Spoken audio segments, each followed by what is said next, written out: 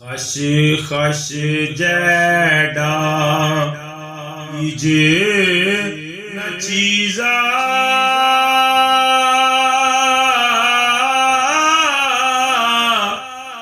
कू अंदर रुलदा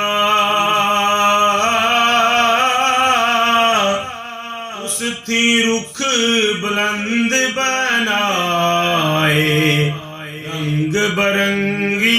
फुलदा पानी बूंद आसमानी आवे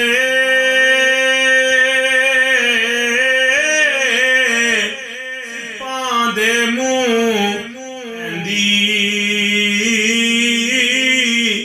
उसकी दुर यतीम सहाय कीमत पवे ना जेंदी काले पत्थर पे सड़ दे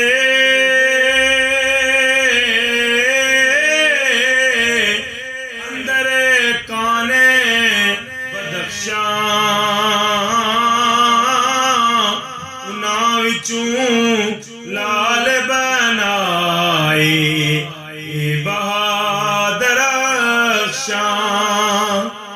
हलकत उस दी रंग रंगी उनो सूरज ने वाला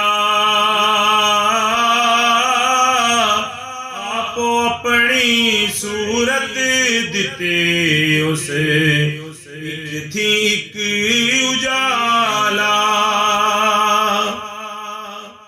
लख करोड़ा ओहो गुजरे